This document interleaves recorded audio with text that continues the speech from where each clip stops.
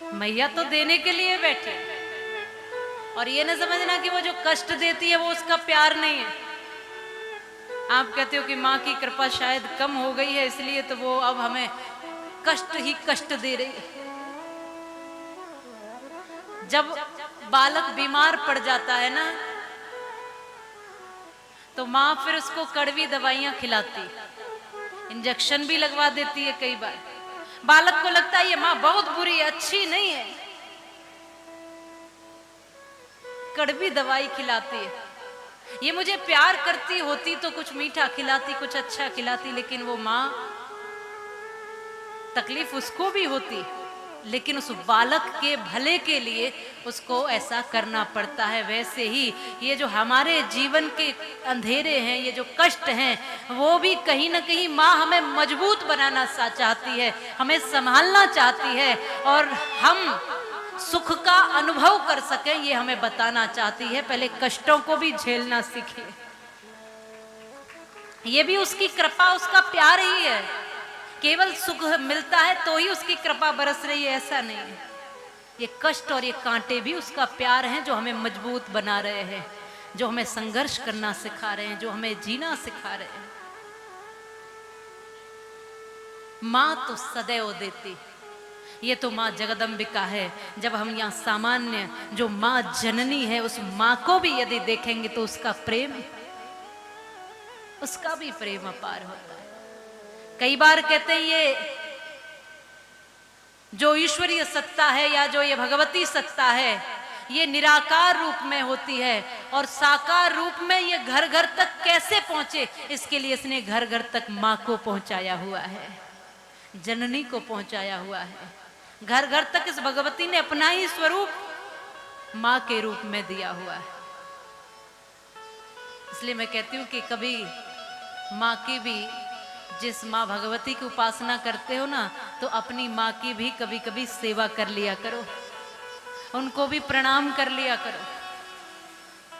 समाज में जो दिखता है कि माँ की दुआ खाली नहीं जाती और माँ की बद्दुआ भी टाली नहीं जाती, और मेहनत मजदूरी करके भी माँ 4-4 संतानों को पाल लेती है, पर 4-4 संतानों से एक माँ पाली नहीं जाती।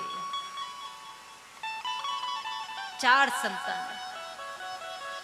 कभी छोटे के यहाँ कभी बड़े के यहाँ, माँ बाप का बंटवारा करते रहते।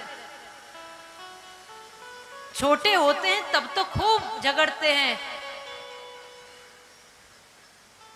झगड़ते तब भी हैं जब बड़े होते हैं, लेकिन झगड़ा बदल जाता है। छोटे होते हैं तो खूब कहते हैं कि माँ मेरी है, माँ मेरी है, माँ मेरी है, और जब बड़े हो जाते हैं तो कहते हैं माँ तेरी है, माँ तेरी है, माँ तेरी है, फिर बदल जाते हैं। इसलिए इस भजन में शब्द अच्छे लिखे हैं कि बालक भी तर जाएगा, मतलब अभी बालक ही हो, बड़े बन गए तो बुद्धि लगाने लगोगे। ऐसा नहीं है सब बालक है, कुछ बड़े भी है और जो बड़े हो गए हैं वो उस ममता से दूर हो गए, जो बड़े हो गए हैं वो उस करुणा से दूर हो गए। जो अभी भी बालक बने हुए हैं वो उसकी करुणा, क्योंकि माँ छोटे बालक को जितना प्यार करती है, संभालती है, खुद ही सारे कार्य करती है। जब बालक बड़ा हो जाता है तो कहती है बेटा अब तुम अपने कार्य अपने आप करो। हम ये कहें माँ हम अपने कार्य अपने आप नहीं कर सकते, इसलिए हम बालक ही बने रहेंगे, हमारे सारे कार्य तो आप ही करने वाले हैं। इस धरती पर अपने घर में भी वो माँ है, उसकी भी सेवा किया करो, उसकी भी पूजा किया करो, और उसकी पूजा होगी उस माँ को जो चाहिए वो समय पर देना और माँ को प्रसन्न रखना। 33 कोटि देवता प्रसन्न हो जाते हैं जब हमारे घर में बूढ़ी माँ प्रसन्न हो जाती है।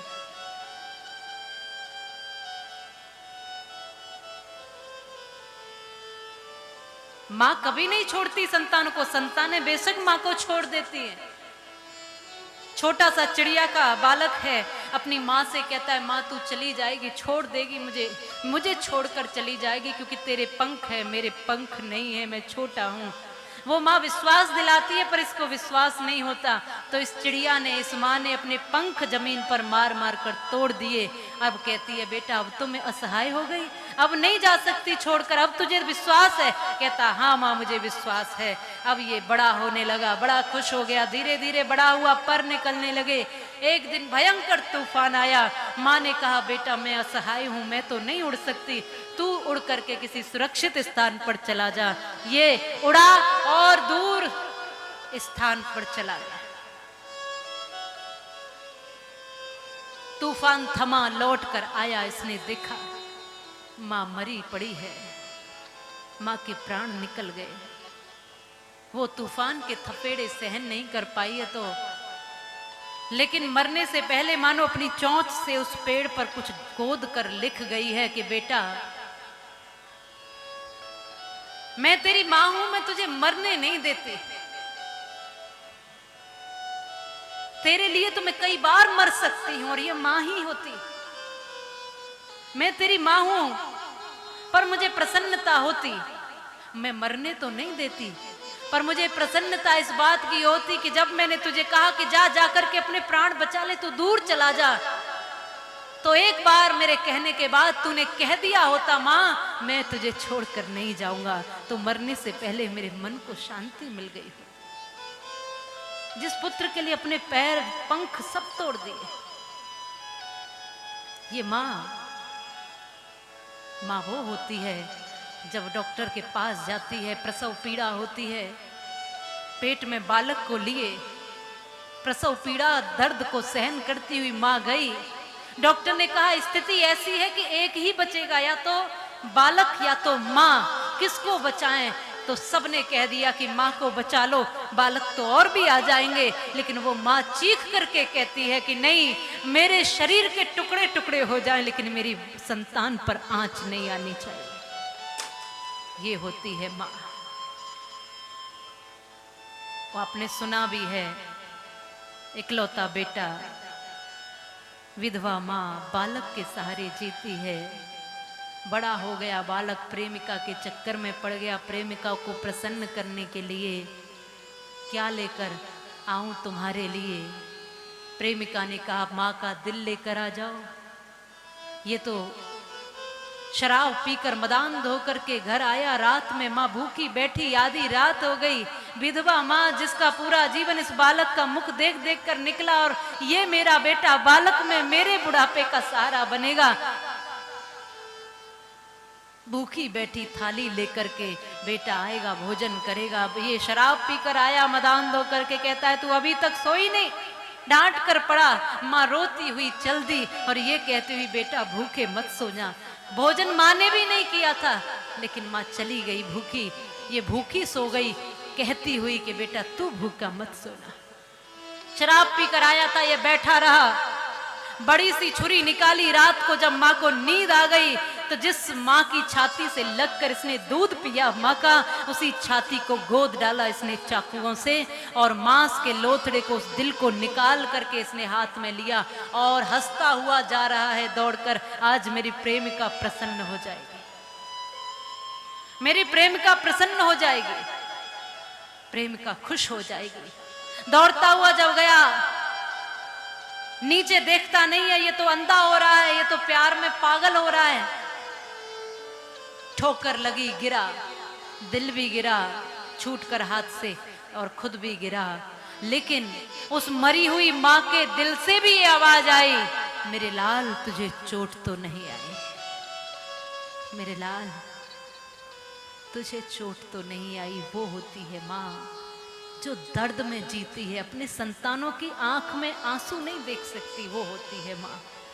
पीड़ा संतानों को कोई भी कष्ट हो, रोती माँ है, आंख से आंसू माँ के निकलते हैं।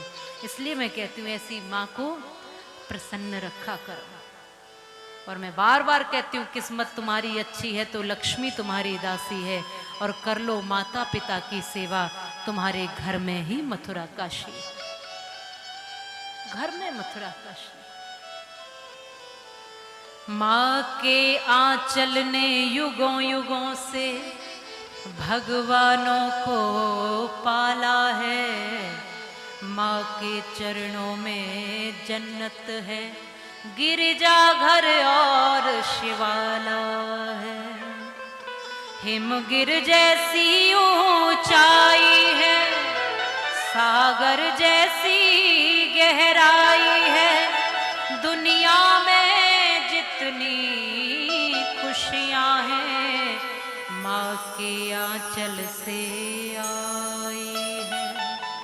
माँ कबीरा की साखी जैसी पावन बरगद की छाया है।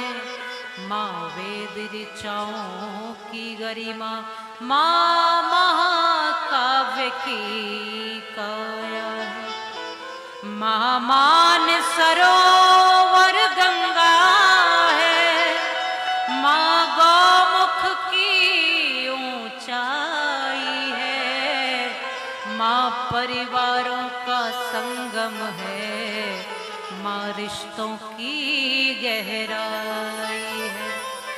माँ हंसती है तो धरती का जर्रा जर्रा मुस्काता है। देखो तो दूर क्षितिज अंबर धरती को शीश झुकाता है। माँ सरस्वती लक्ष्मी दुर्गा अनुसुईया मरियम सीता है। माँ पावनता में रामचरित मानस है, भगवत गीता है। हे माँ तेरी, हे माँ तेरी हर बात मुझे वरदान से बढ़कर लगती है। सच है तेरी सूरत मुझको भगवान से बढ़कर लगती है। सच है माँ तेरी सूरत मुझको भगवान से बढ़कर लगती है। वो है माँ। कहती तो है संतानें, माँ कहती है बेटा 9 महीने कोख में रखा। बेटा कहता है तो किराया चुका दूंगा। 9 महीने का किराया। मैं कई बार पूछती हूँ उस पीढ़ी से और उन संतानों से जो ऐसा कहती हैं या ऐसा सोचती हैं कि माँ का कर्ज चुकाया जा सकता है। किस किस का कर्ज चुकाओगे? वो माँ के कष्ट का जो तुम्हें पैदा करने में सहन किया, या उस माँ के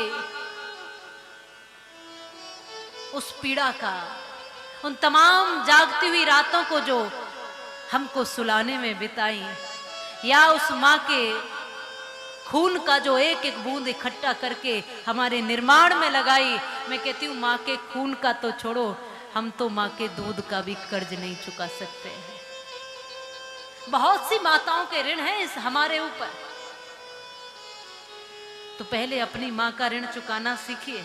चुका नहीं सकते, कुछ करना तो सीखिए। कहते हैं अपने चर्म की, अपने खाल की जूतियां बनाकर भी यदि माँ के पैरों में डाली जाएं तो भी ऋण से ऋण नहीं हुआ जा सकता है। इतना माँ का ऋण है हमारे ऊपर। जब एक माँ का इतना ऋण है तो उसके आगे फिर गौ माँ, धरती माँ, ये गंगा यमुना मैया, ये माँ भवानी, इन सबके ऋण हैं, इन सबके कर्ज हैं, इन सबसे हम ले रहे हैं। इसलिए इस ऋण को चुका सके ऐसी हमारी सामर्थ्य नहीं, पर अपना जीवन ऐसा बनाओ कि बोझिल होकर के न मरें। इतना तो कम से कम इस दुनिया में करके जाए, ऐसा सुंदर जीवन आ जाए।